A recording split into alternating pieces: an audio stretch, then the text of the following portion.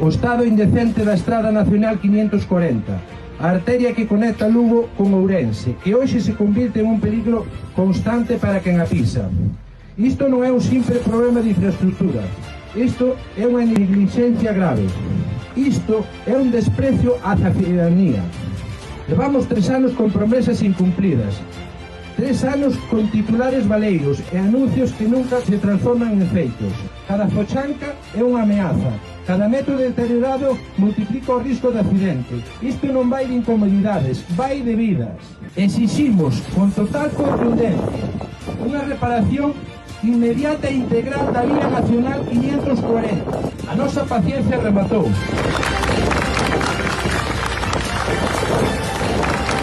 Están vendo esa protesta na Nacional 540 a altura de Calde para denunciar o deficiente estado da estrada que ademais é bastante evidente. Tiraron de retranca porque é certo que nos últimos días con esta meteoroloxía adversa tanto temporal a situación empeorou, pero esta é unha denuncia que levan facendo hai moito tempo xa e moitos aseguran que se xogan a vida directamente a diario cando non teñen outra opción máis que coller precisamente esta estrada nun estado tan deficiente. Que ademais as estatísticas non solamente son números. Onte precisamente unha muller tivo que ser trasladada porque se lesionou co seu vehículo, que tivo un problema nos baixos porque non foi capaz de esquivar un socavón e a 2 kilómetros tiveron que tamén socorrer a un condutor que tivo un problema na roda prácticamente. É que estamos a falar da estrada que une Ourense con Lugo, unha estrada que ten moito tráfico, unha estrada que vimos hoxe datos que dá unha media de 6-8 atestados diarios. Claro.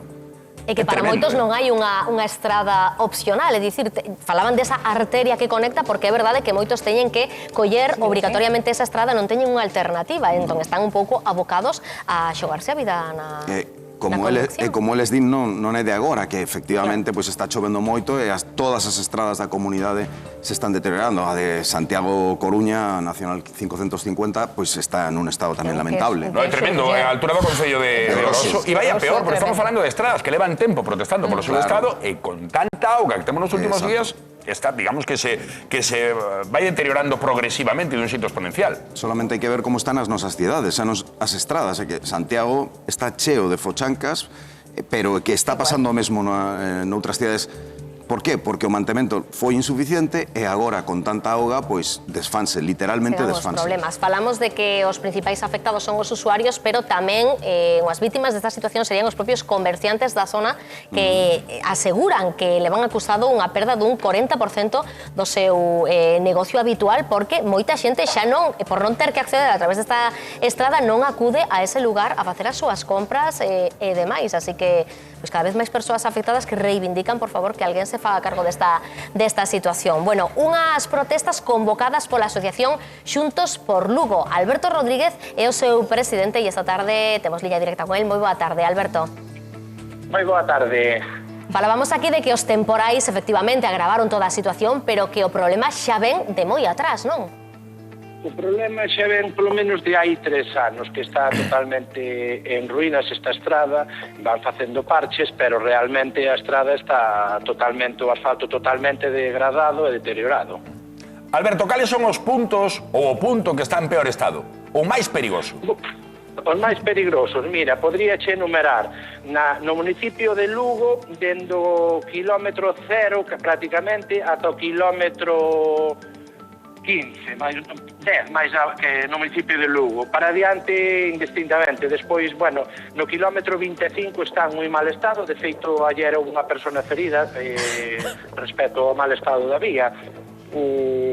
Tuvo que ser atendida no hospital en Lugo. Sí, incidentes diarios. Falabas de que nestes 3 últimos anos foron poñendo parches para ir solucionando temporalmente a situación, pero que vos estades reclamando en unha reparación integral da estrada. E o que exixides? Sí, é o que exiximos porque realmente o que están facendo é parcheando, terminan por un extremo e xa está reventada polo outro. E despois, por parte da conservación que teñen contratada, están todos os días tapando, pero os pobres non dan feito, non dan tapado uns baches para poder abrir outros, porque realmente ese tipo de asfaltado, ahora co inverno, levántase todo.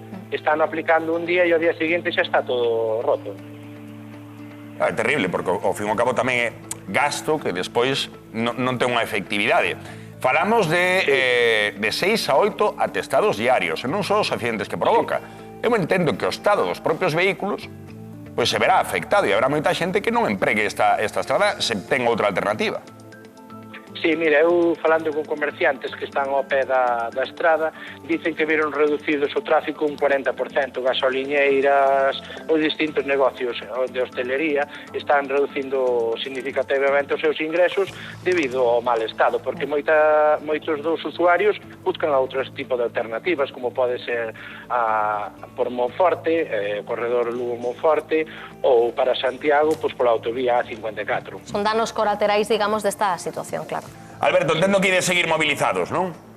Sí, como non, en canto non tomen carta neste asunto, vamos a seguir, e vámoslo facer con máis contundencia, que non podemos seguir así, aguantando ni un día máis esta situación, Pois Alberto, a mensaxe quedou clara, moitas grazas por conectar con nós.